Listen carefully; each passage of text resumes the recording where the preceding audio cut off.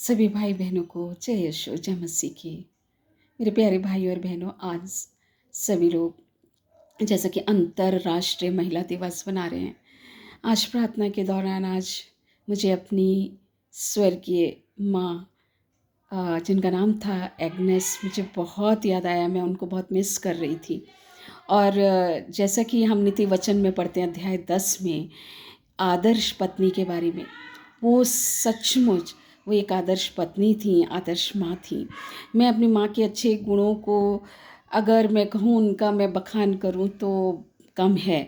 जितना उन्होंने परिश्रम अपने परिवार के लिए और बच्चों की परवरिश के लिए किया, और शुरू से ही उनका जीवन बहुत कष्टों से भरा था, संघर्ष से, क्योंकि उनकी स्टेप मदर थी। मैं अभी 2-3 साल पहले मैं आपको एक बात बताना चाहती हूँ कि मैं मुरादाबाद गई थी अपने पिताजी के साथ, और हम एक पास्टर आए थे, तो मैं प्रार्थना में गई थी, मैं उनको सुनने के लिए।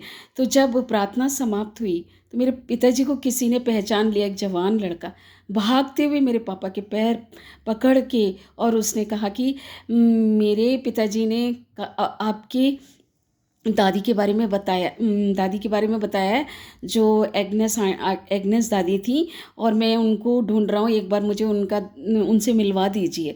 उसके अंदर इतनी लालसा थी मिलने की, और कह रहा था एक बार मुझे मिलवा दीजिए, लेकिन मम्मी वहाँ नहीं गई थी। तो उसने, वो ऐसा क्यों कर रहा था, क्योंकि जब एक बार जब हम लोग बहुत छोटे थे, तो उसकी दादी जो थी, उसकी अपनी बहू ने, वो यीशु को नहीं जानती थी, लेकिन वो एक बार हॉस्पिटल में जब भर्ती थी, किसी बीमारी से जूझ रही थी वो बुजुर्ग औरत। तो उसको कोई देखने नहीं आता था, उसको सेवा नहीं करने आता था, और उसका बहुत बुरा, उसको कोई बीमारी हो गई थी। तो उसके माथे, उसके शरीर से इतना बुरा हाल था, जब कोई नहीं आया तो अस्पताल वालों ने बाहर डाल दिया। तो उसका जो बेटा था अपना, वो, उस माँ की हालत ऐसी थी, मैले कुचैले कपड़े, और उसके शरीर में कीड़े पड़ गए थे उसके कपड़ों में। तो उसका बेटा दौड़ते हुए उस माँ को उठा करके मेरी मम्मी के पास डाल गया था, और मेरी माँ ने उसको बड़े प्यार से, कि इसकी कोई देख रेख नहीं कर रहा, मैं इसको यहाँ आपके पास छोड़ के जा रहा हूँ, और प्लीज़ आप मेरी मदद करो। तो मेरी मम्मी ने उसके कीड़े झाड़े, उसके कपड़े जलाए, उसको नहलाया धुलाया 15-20 दिन, और उसको भला चंगा कर दिया अपनी प्यार और अपनी सेवा से। मेरे प्यारे भाई और बहनों, ऐसे बहुत सारे लोग हैं जिन्होंने मेरी मम्मी की हमेशा तारीफ़ ही की है, उनके परोपकारों के लिए, उनके उपकारों के लिए, उनकी सेवा भाव के लिए।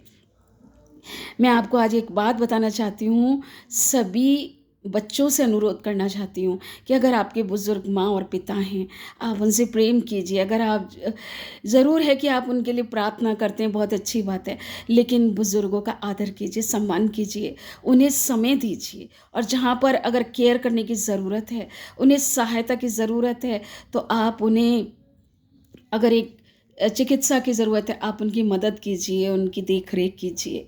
आज ये बड़े दुःख की बात है, आज हज़ारों माता पिताएँ बुज़ुर्ग अवस्था में, हाल ही में मैं किसी से पूछ रही थी कि एक बुज़ुर्ग हैं कि आप अपना ये काम क्यों नहीं छोड़ देते, कोई वे फेरी का काम करते हैं। तो उन्होंने कहा कोई कहे तो सही।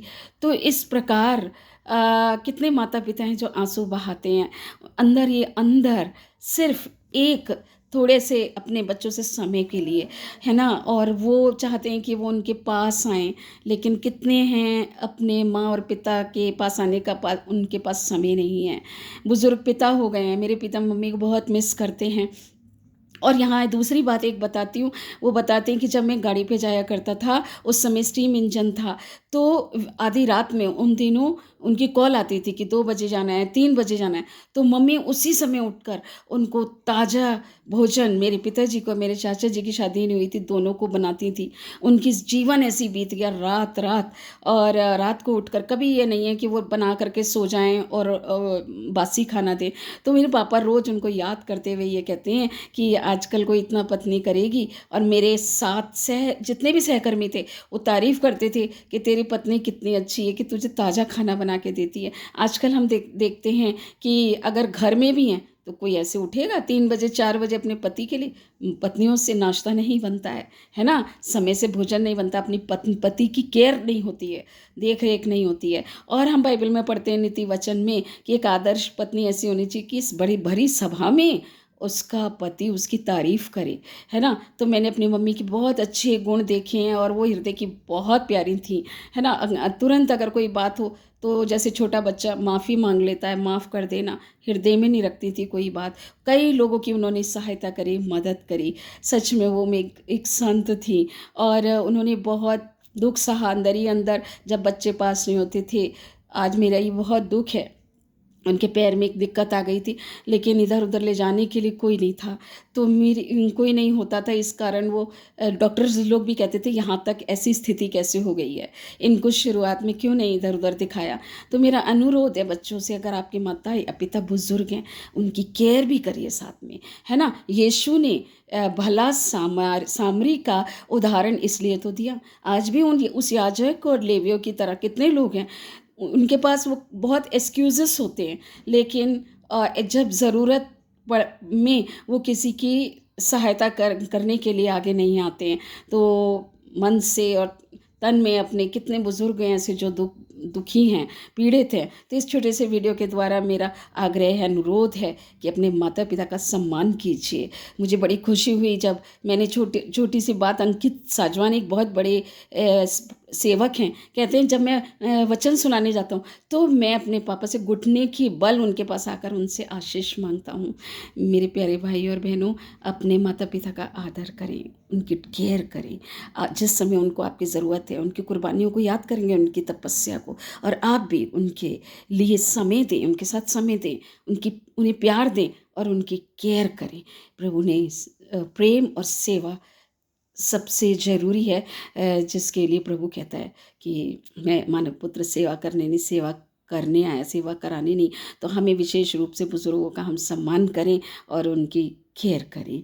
तो इस वीडियो के द्वारा मैं सोचती हूँ आपको भी कई बच्चों को प्रेरणा मिली होगी, अपने माता पिता का आदर करें। इस वीडियो के द्वारा आपको प्रभु आशीष दे। God bless you.